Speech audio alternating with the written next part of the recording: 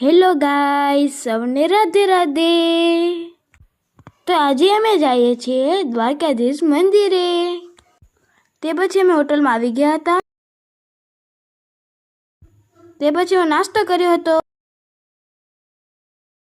તે પછી અમે દ્વારકા જવા નીકળ્યા હતા ને મારી બેનને ગરમી લાગતી હતી, તેથી તે સ્પ્રાઇટ પીતી હતી।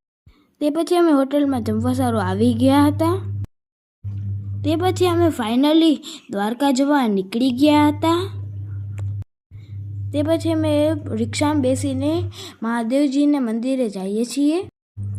તે પછી અમે ભડકેશ્વર મહાદેવજીના ભવ્ય મંદિરે આવી ગયા હતા। હાલે અમે શાંત થઈ ગઈ હતી। તે પછી અમે મહાદેવજીના દર્શન કરતા હતા ને ત્યાં સાંજ થઈ ગઈ હતી। તે પછી અમે ચટપટી ખાધી હતી। તે પછી અમે દ્વારકાધીશના ભવ્ય મંદિર આવી ગયા હતા। તે પછી હું રાધે રાધેનો તિલક પણ લગાવી નાખ્યો હતો। તે પછી અમે નાગેશ્વર મહાદેવજીના મંદિરે આવી ગયા હતા અને તે બહુ મોટું હતું। તેમાંથી હું દર્શન કરીને આવી ગયો હતો શનિદેવના મંદિરે ને હું મહાદેવજીનો તિલક પણ લગાવી નાખ્યો હતો।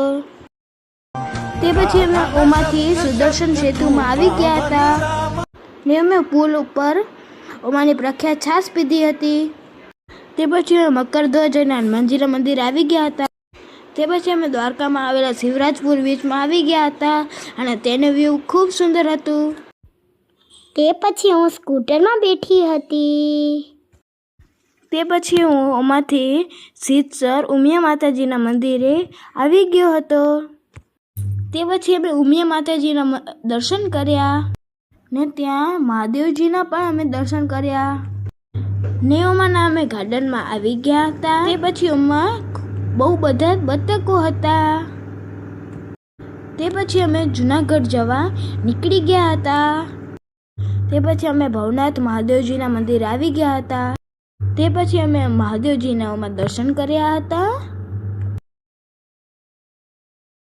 તે પછી અમે ભારતી આશ્રમમાં જમવા આવી ગયા હતા ને અમે આવી ગયા હતા પ્રાણી સંગ્રહાલયમાં। તેમાં અમે મોર જોયો ને અલગ અલગ પક્ષી જોયા ને અમે વાઘ જોયો અને તેને જોઈ એમને બહુ ડર લાગતો હતું ને ત્યાં અમે ચિત્તો જોયો અને તે સૂતો હતો હમણાં। તે પછી અમે જંગલનો રાજા સિંહ જોયો હતો અને તેનાથી બહુ ડર લાગતો હતો અમને। તે પછી અમે મગર જોયા હતા ને તે પછી છેલ્લે અમે મોર જોયો હતો। તમને આ બ્લોગ કેવો